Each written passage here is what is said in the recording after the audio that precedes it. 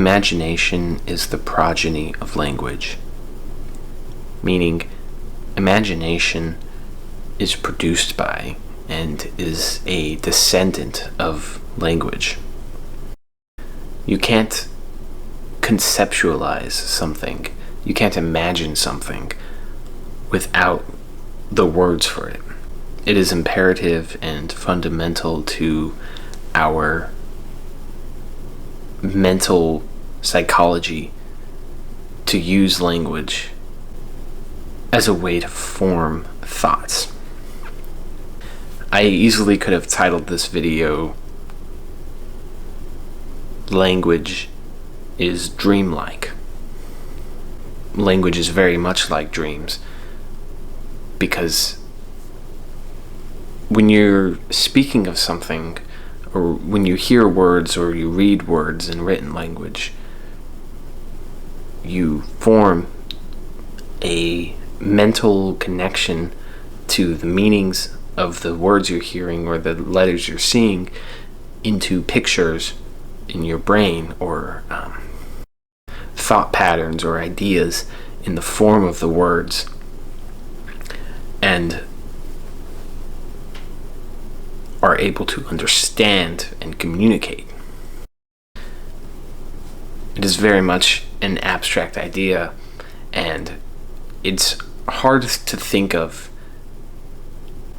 And it's hard to think of because we're trending in our language, at least in English, the language I'm speaking, we're trending away from the imaginative qualities of language. What we have right now are logic-based languages. Logic coming from the Greek logos, meaning word or reason. We're very word-based languages, and we're very reason-based languages. We have a logical language. How this works is each word is represented by a definition and can only mean that definition, or can have several definitions, right? But used in the context, we are taught how and why this word means this, or how this sentence or this paragraph is formed in such a way that we understand specifically what is being said. There are a few remnants in our language of a much older, and not always older, but a pre or a non-logical language system. We have remnants of that in our language in the form of sarcasm, in the form of exclamations, and different tones that can affect the meaning of something. You could say something completely serious with a straight face, but there are certain outside of the conversation cues that can indicate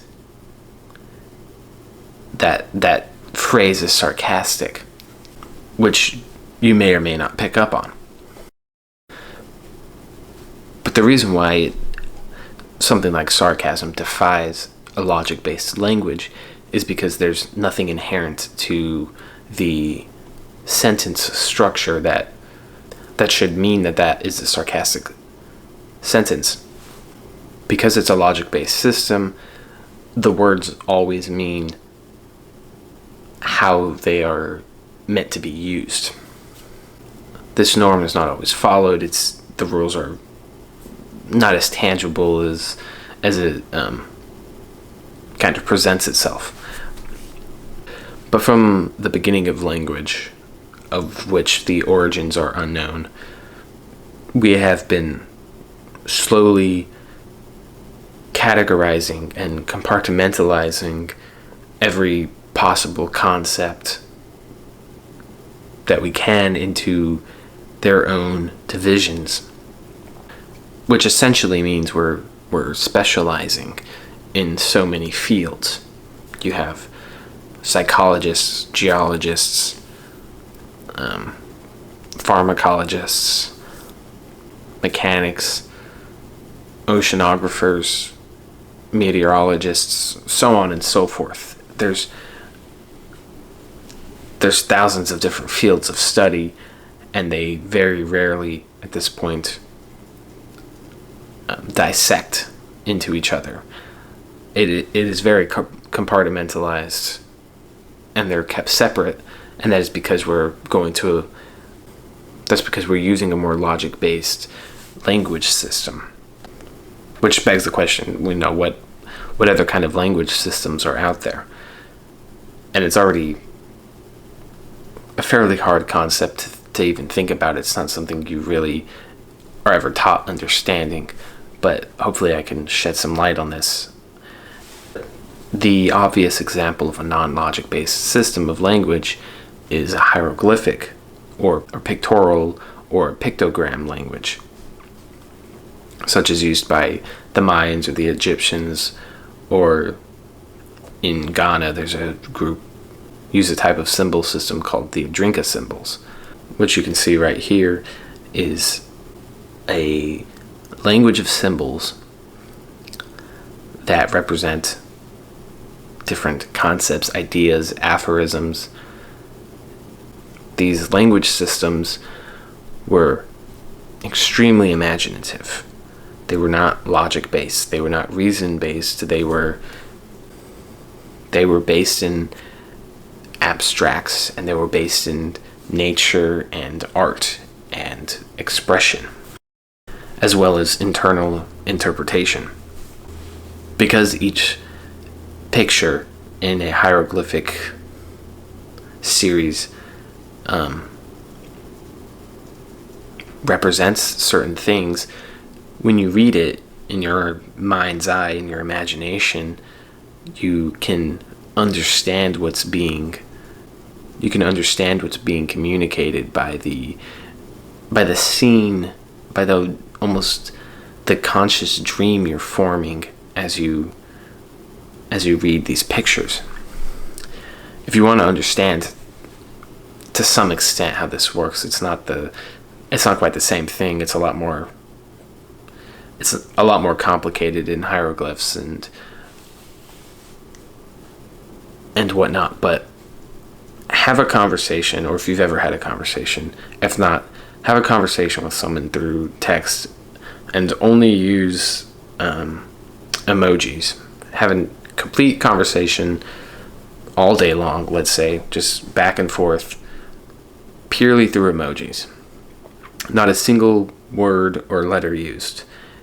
What will happen is you'll start to realize that the formation of images in your brain, in your mind, I should say, becomes very 3D. It becomes very three-dimensional.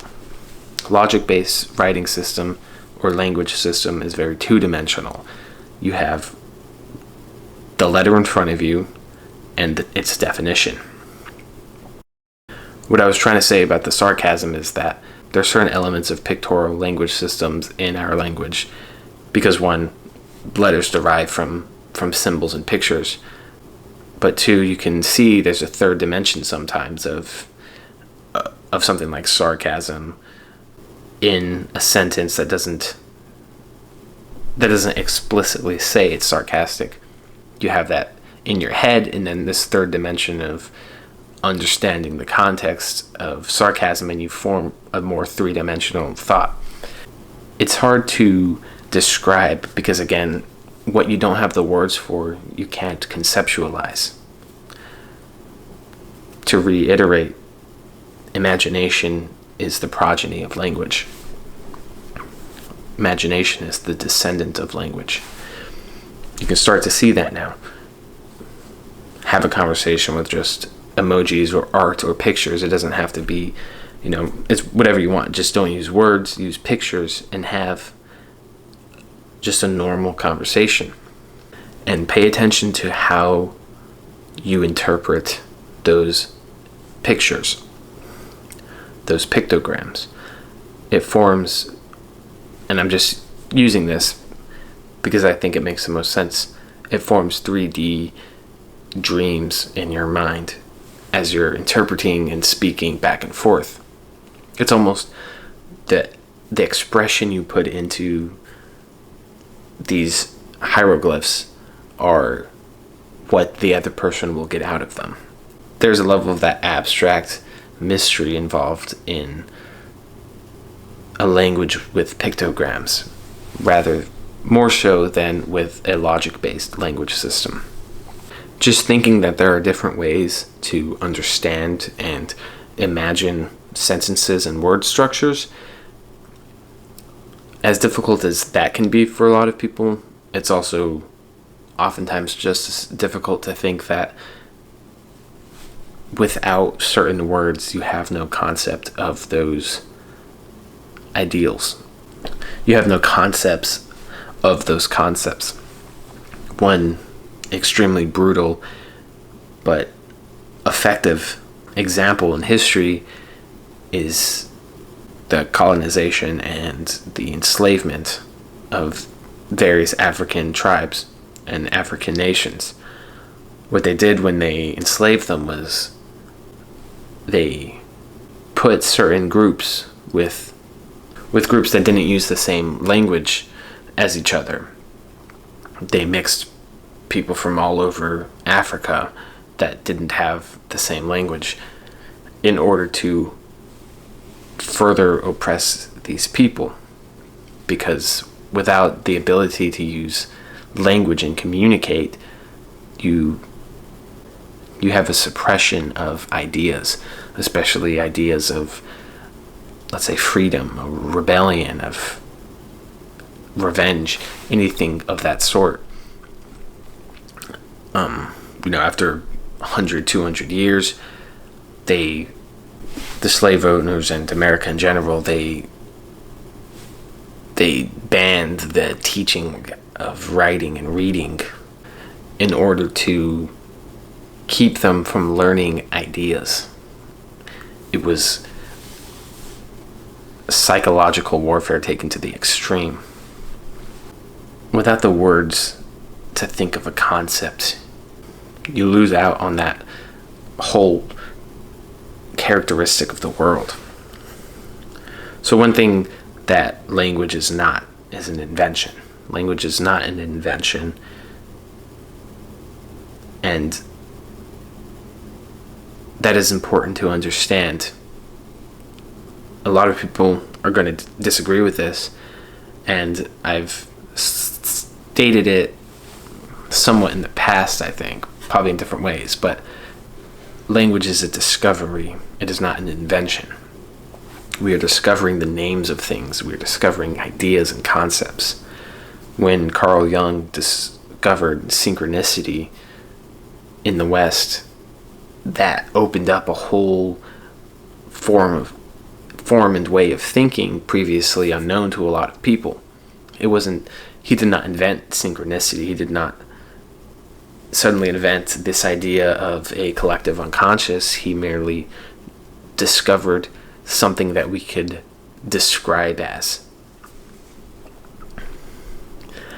You wonder why we don't know the origins of language, or why or how or when we started speaking languages, when we can barely use language to describe the phenomena around us. That's why the language logic system that we currently use is so prominent, is because in trying to understand the world, we've had to specialize and compartmentalize and categorize as many things as possible.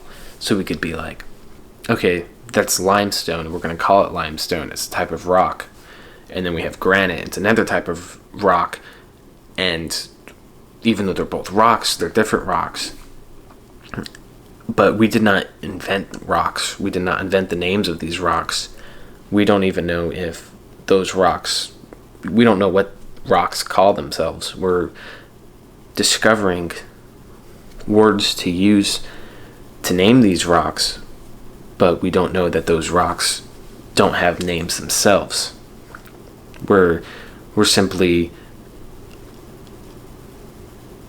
imagining what they can be called. We're classifying them so that we have a more universal communication system. So for cultures like the Egyptians who used hieroglyphs or the Mayans who used hieroglyphs, having that written language of pictograms is so much more powerful for the imagination, for abstract thinking, for concepts that are hard to comprehend, and even for coming up with new concepts. You simply draw a new picture and a whole new world and way of thinking can emerge from that. With letters, you write a scribble of something random and you try to fit it in with the alphabet, and you don't get any new words from it, really. There's not that opening of imagination. It's simply scribble. It's nothing more. But because language is our way of imagining things, it's also how our culture works and how our society is run and how civilization itself functions. One ill effect of logic-based language is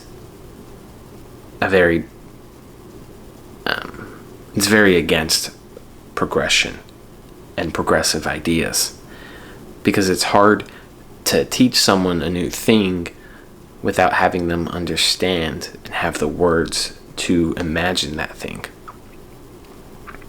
Take genders, for example.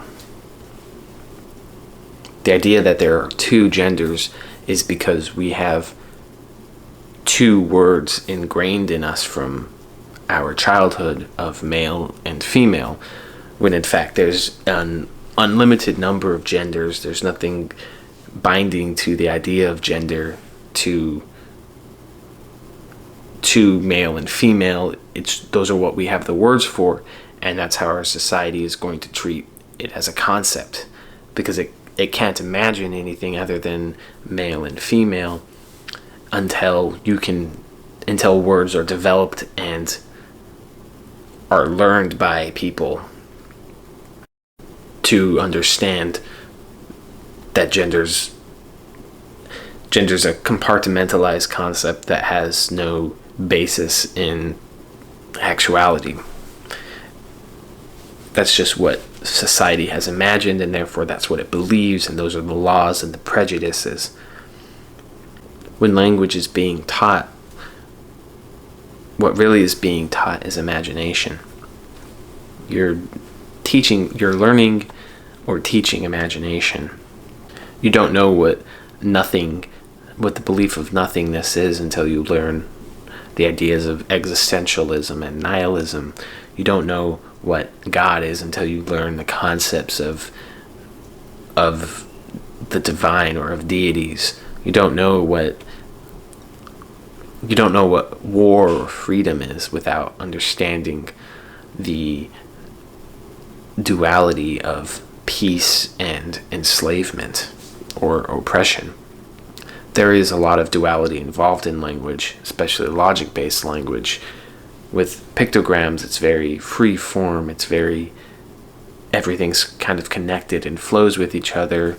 With logic, you have A and B, and you can understand A in context of B, and you can understand B in context of A. Just when you're speaking and you're talking and you're reading and writing, think about what you're thinking about. Think about how you're imagining it. Think about what you're conceptualizing when you hear certain words, the images it produces. And then do the same thing when you look at a work of art. It's harder to describe in your mind because we aren't a picture-based society. We aren't an imagination-based society. We're a logic-based society. You're going to look at that piece of art and you're going to break down every single component you can, because we're such a specialized language. Our culture is so specialized, and our imaginations are specialized as a result of that. What I think would be an interesting idea, kind of going off of what I suggested about just try to have a conversation in emojis. I think, those are our modern equivalent to hieroglyphs, I suppose. A very crude and unorganized version with little significance. Hieroglyphs were divine words. They were the language of the gods, because they were the language of imagination. And the divine is very intimate with imagination, and I'm going to talk about the divine and gods in a future video, so I won't get caught up in that right now. But pictogram languages are imaginative, and logic languages are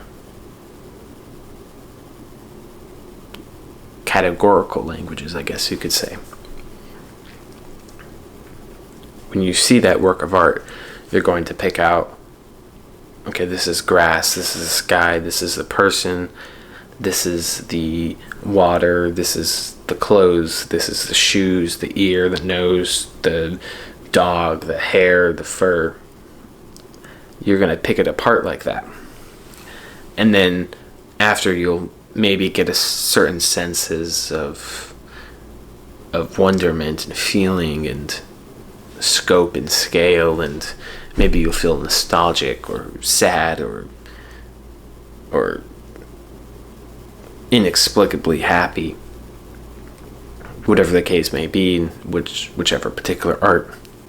In a pictogram language, when you look at art, you feel the intentions, and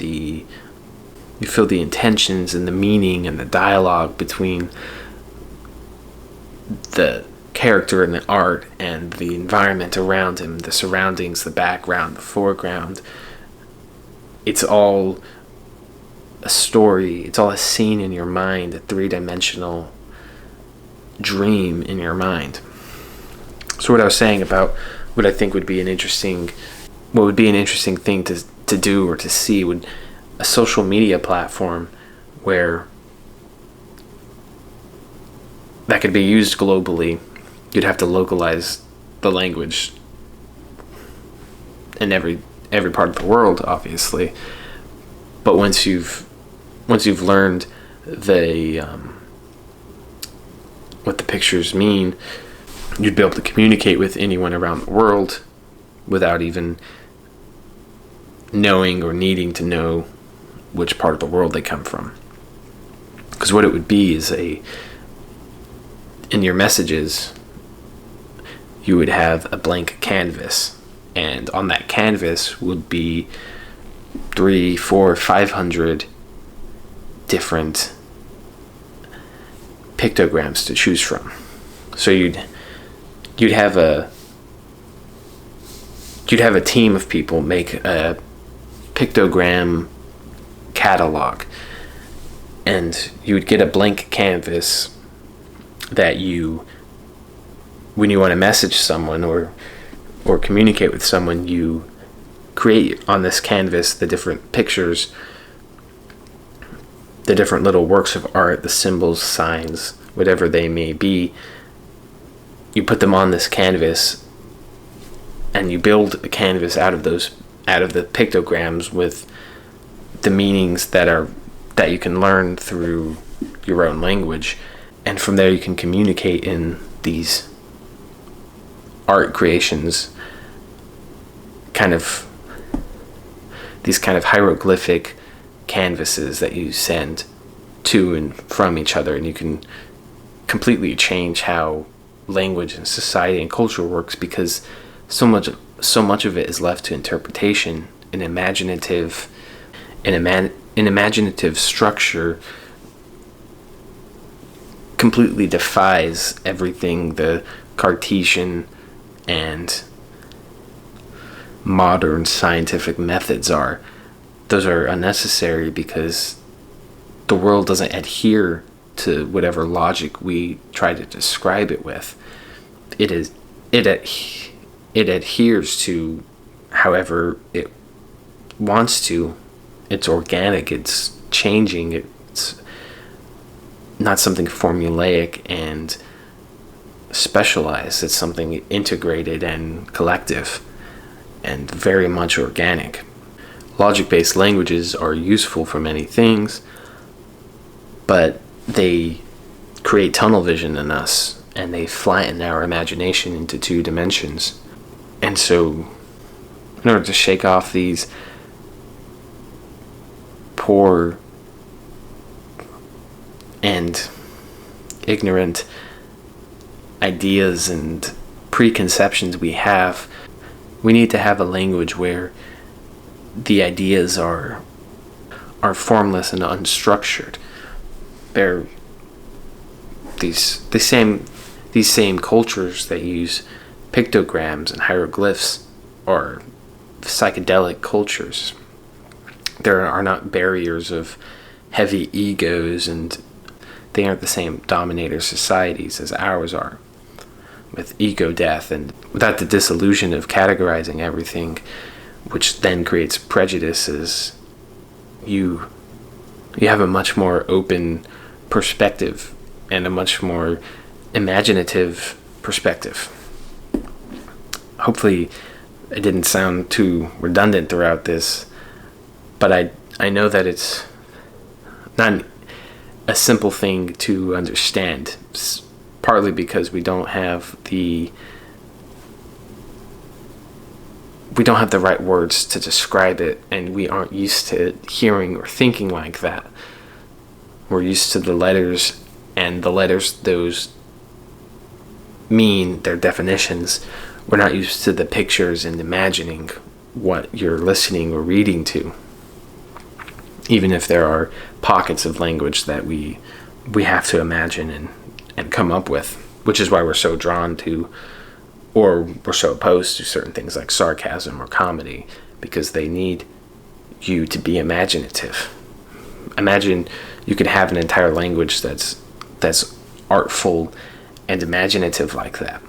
Even unconsciously moving your hands to talk, like I'm doing right now, is a product of our motion, our motion-based and organic need for communication and expression, which is what you get in more hieroglyphic and pictorial language systems. Even if your writing systems are hieroglyphic, when you speak, you still think in terms of those pictures and those hieroglyphs. It is a very bizarre sounding concept. It's almost mind-blowing. We're so set in our line of thinking because we haven't expanded our mind with the languages, and with what language and with what kind of imagination language can produce. So just try to have a conversation with emojis. It's just the easiest thing I can tell people to do, to experience it for yourself. That, I'm not going to say learn Egyptian hieroglyphs and find a friend who wants to learn that too. If you want, definitely do that and try that out.